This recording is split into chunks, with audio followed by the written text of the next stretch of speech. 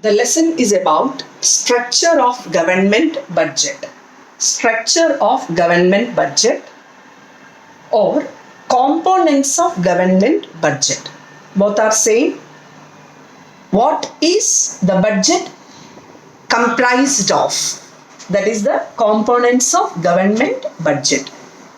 What does the budget consist of? This is what we learn under components of government budget. We already have learned the meaning of budget. We learned that it's an estimate of expected income and expected expenditure of the government. So the definition itself gives the components of the budget. That means the government budget has two components, two parts. That is the income part and the expenditure part. It is the estimate of expected income and expected expenditure. So you can say the components of budget are the income and expenditure. These are the two sections of the budget. Income is also known as receipts. Receipts means receivables. What does the government get?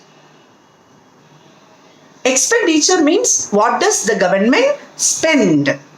On which items the government spent money? So the two broad components of government budget are receipts and expenditure. Now we can further learn about receipts. What are government receipts? What are government expenditure? More detailed manner we can learn about receipts and expenditure.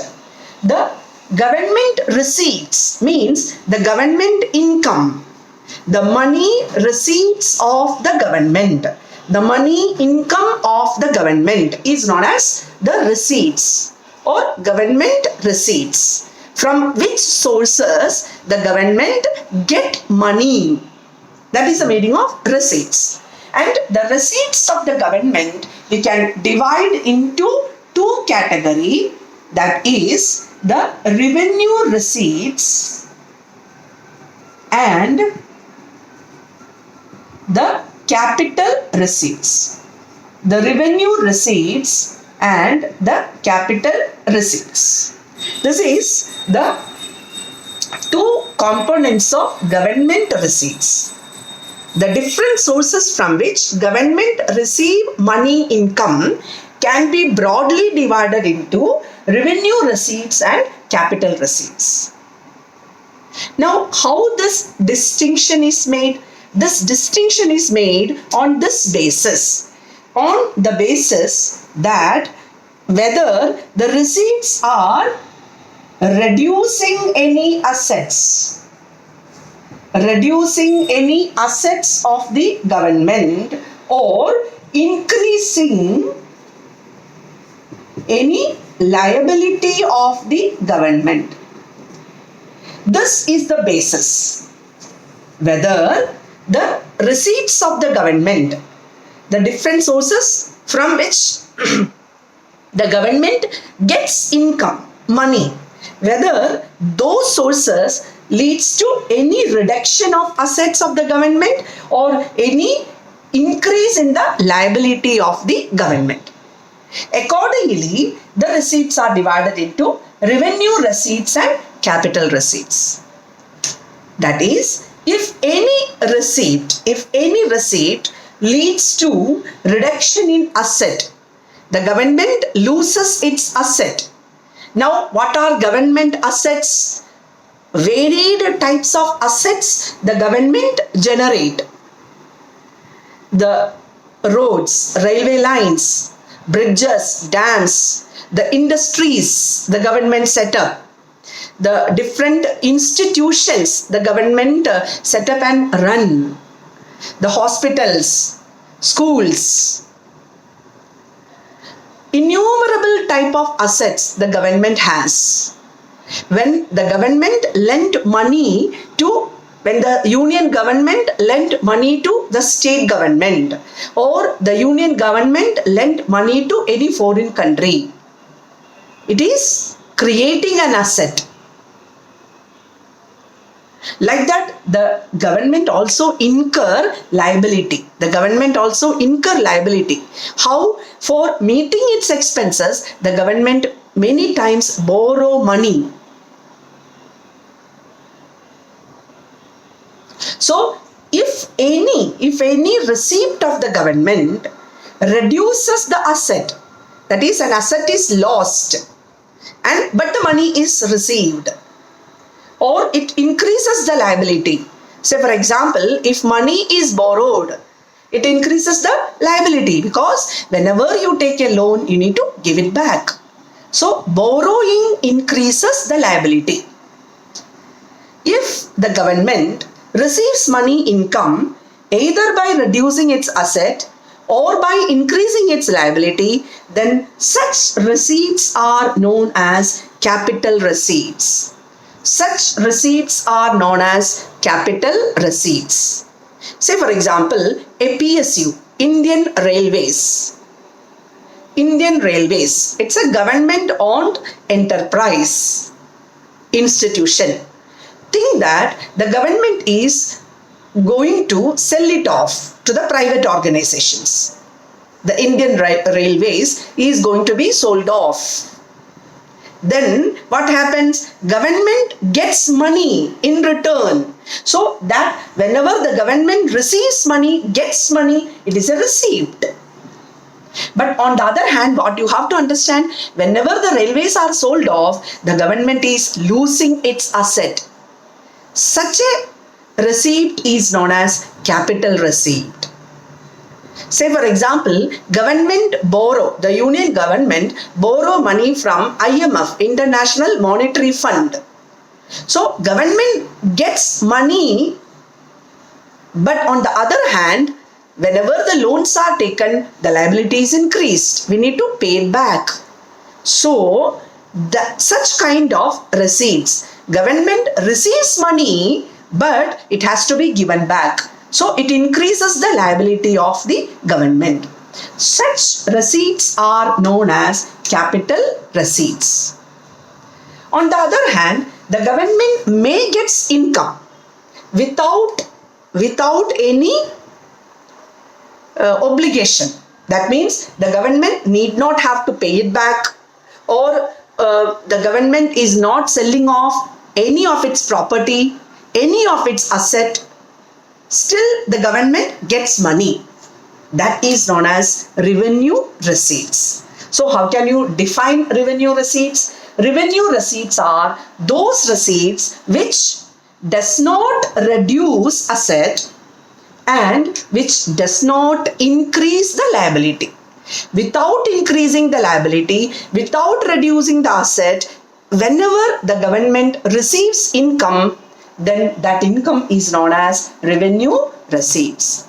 On the other hand, whenever the government receives income by reducing the asset, say for example, we have a property, I have a house and I am selling it off.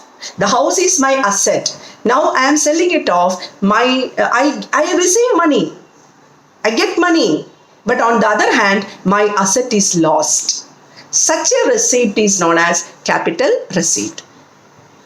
So if any asset is reduced or if liability is created, such receipts are known as capital receipts.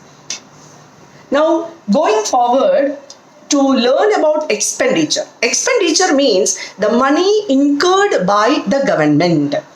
The money incurred by the government on various activities, various developmental and non-developmental activities, the government incur expenses, and that is known as government expenditure.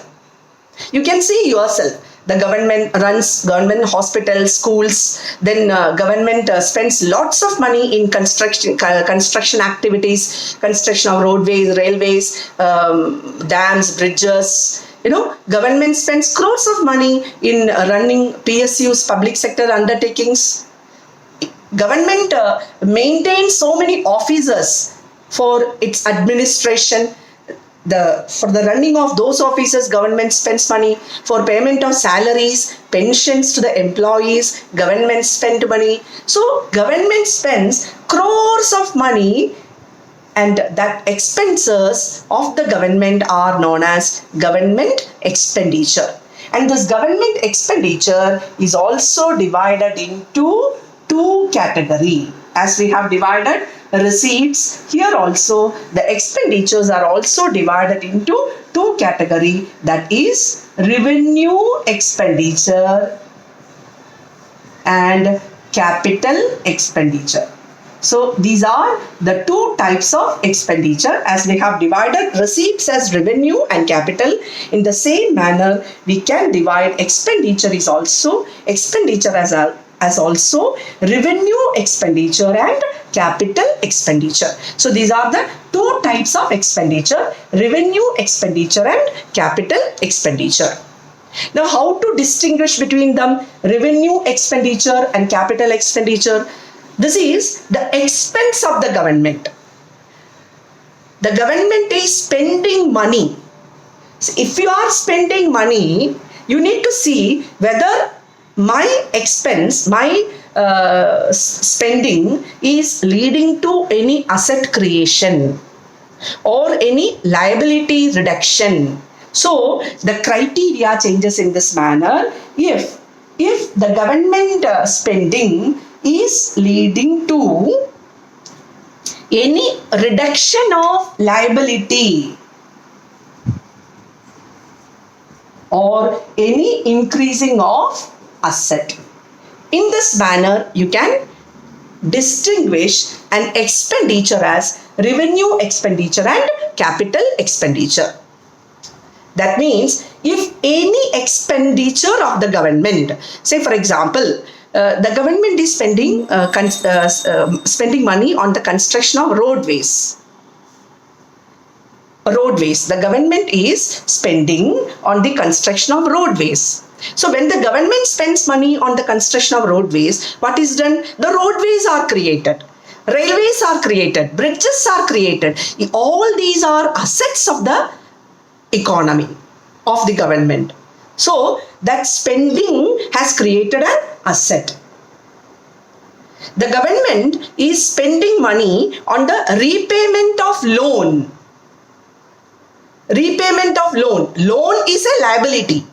When the money is spent on the repayment of loan, then what is happening? The liability is reduced. Okay, so such expenditures, whether they are reducing a liability or increasing an asset, you have to consider them as capital expenditure. But the government spends crores of money on various other activities which neither create any asset nor reduce the liability. Say for example, government runs hospitals, government hospitals. There the people are given free treatment.